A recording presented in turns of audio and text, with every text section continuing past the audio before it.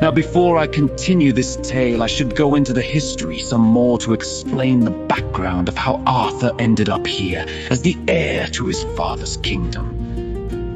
This is a true historical account, but it was obscured into fairy tale a long time ago. Arthur's father, Uther Pendragon, was an Anglo-Saxon conqueror. In the year 1113-5 AD, the Saxon chiefs fell from power after the Battle of Norman against William the Conqueror. Many of the tribes were scattered across the lands, and Arthur's father, Uther, was just a child at the time. As he grew older, his traditions demanded that he ride forth and conquer a kingdom to earn his right as a Saxon chief. Now their people were scattered, and Uther's tribe dwelled near the lands of what is Cornwall, England today. Rumors say that Uther and the queen of that land had some sort of affair going on. And while the king was gone, Uther snuck into the castle dressed as the king slept with the queen. Soon afterward, that king fell to Uther, and by their laws he chose to take the king of that land's wife as his, because she was pregnant with Arthur. And so the region of Cornwall became the kingdom of Pendragon for a while. The people were not that thrilled. They had Saxon kings before, but they had hopes this one would be different. It was. But Arthur had a problem. He had an older sister who was the daughter of the deposed king, and she would return one day to reclaim her father's kingdom from her brother. Her name was Morgana of Cornwall. She was cunning and had learned the ways of conquest of the Saxons. She knew the laws and traditions that Arthur had to obey to keep his kingdom, and she deviously rode the edge of those rules to achieve her goals. But let's not get ahead of ourselves. Let's just close this out by saying in the end, Arthur was reduced to a myth, while Morgana became established as a historical figure. And I'll say no more on that for now.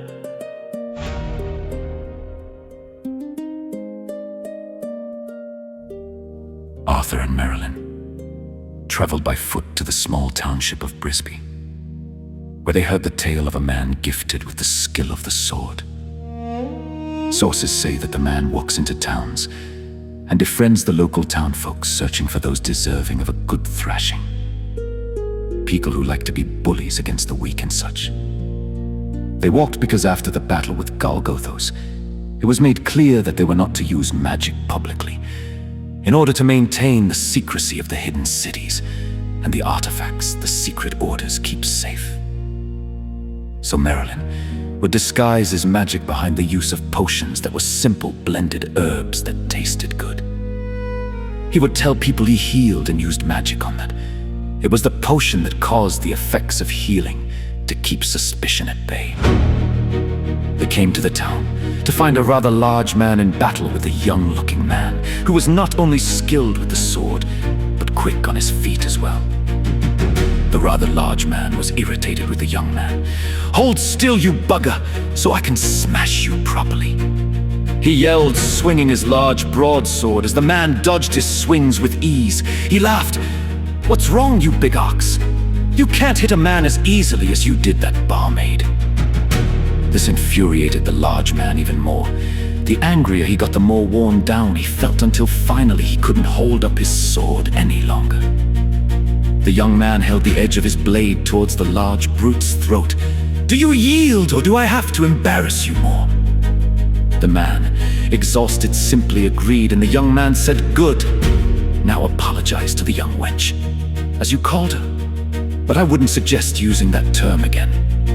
She seemed offended, and you wouldn't want that now, would you?" As he brought the tip closer to his throat to help emphasize his point. "No, I wouldn't." He looked over at the fiery-haired and irritated young woman and said, I'm sorry, Mrs., for hurting you earlier. She just crossed her arms and huffed. Serves you right. Very well, just pay for your mead and be off with you. She looked over at the young man and batted her eyes. And you good sir, I'll see tonight to show you my thanks. She blushed, suddenly making her freckles stand out as she turned and danced dreamily into the pub. Arthur and Merilyn walked up to him, applauding his victory. Well fought, young man, well fought. You defended the woman's honor and did not take any life to do so. Very kind-hearted of you, Merilyn said. The man took one glimpse of Arthur, looking at him from head to foot first before replying to Merilyn.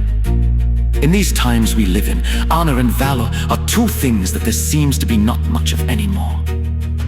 How can I help you, gentlemen? He said, as he cleaned his sword off with a small cloth before sheathing it into its scabbard. Arthur looked at him with a raised eyebrow. You think of us as men of importance.